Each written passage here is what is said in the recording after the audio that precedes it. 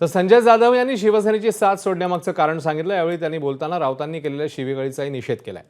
त्यांच्याशी संवाद साधला आमच्या प्रतिनिधींनी, पाहूया। ठाकरे घराण्यासोबत तुम्ही होतात, बाळासाहेब ठाकरेंचा पूर्ण विचारांचा पगडा तुमच्यासोबत होता। काय कारण आहे की आज तुम्हाला या एकनाथ शिंदेसोबत जावं लागतंय? नाही, असं काही जायचं म्हणजे काय झालं की शेवटी कार्यकर्त्याचं मनोबल खचलेलं आहे। जी मूळ शिवसेना होती ती कुठेतरी विचारापासून दूर गेली। मूळ वंदनीय शिवसेना प्रमुख बाळासाहेबांनी स्थापन केलेली शिवसेना ही हिंदुत्वाच्या विचारसरणीवर स्थापन झालेली शिवसेना होती। परंतु मध्यंतरी 19ला जी काही घटनावली घडल्या आणि त्यानंतर जे आम्ही महाविकास आघाडीकडे वळलो, त्याच ठिकाणी आमच्या पतनाला सुरुवात झाली असं म्हणायला हरकत नाही। आणि 22ला जे बंड झालं की ते आमदाराचे गिमदाराचे कामं होत नाहीत, हे होत नाही, त्यातून झालं, त्याच्यामध्ये काय झालं ते झालं। आम्हाला जर समजा ठाकरे घराण्याची जर नाळ तोडायचीच असती तर आम्ही 22लाच तोडली असती। परंतु आमच्या मनात कधीच पाप नाही आणि त्या घराविषयी आमच्या मनात कधी कटुता असायचं कारण नाही, आजही नाही, कालही नव्हतं, उद्याही राहणार नाही।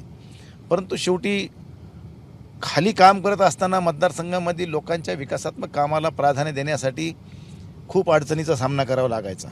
पूर्वी आम्ही विरोधी पक्षात काम केलं, पण त्यावेळेस एवढी सरकारमध्ये आणि विरोधी पक्षामध्ये कटुता नव्हती। हल्ली एवढी कटुता झाली आहे की जो सत्ताधारी पक्षाचा असला तरच त्याला प्राधान्य द्यायचं, विरोधकाला द्यायचंच नाही।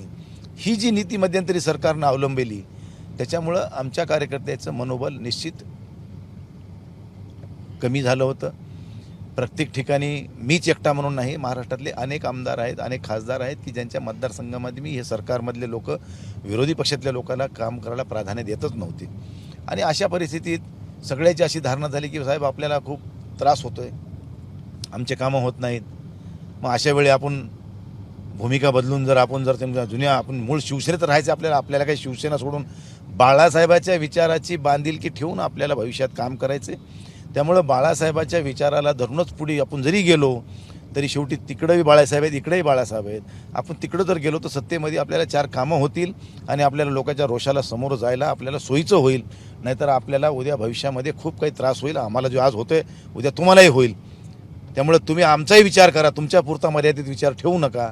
आणि आमची अशी विनंती की तुम्ही आता आपण सगळेजण तिकडं सत्ताधारी पक्षात जाऊ, नाहीतर तुम्ही तरी थांबा, आम्हाला जाऊ द्या। अशी एवढी वाईट परिस्थिती सध्या राज्यामध्ये आलेली होती आणि ह्या परिस्थितीत मला कार्यकर्त्याच्या मनोबल उंचावण्यासाठी, त्यांना सपोर्ट करण्यासाठी मला त्या ठिकाणी ही भूमिका घ्यावी लागली, ही वस्तुस्थिती आहे। कॅमेरा पर्सन धनंजय दारुंटेसह पंकज क्षीरसागर, ABP माझा, परभणी।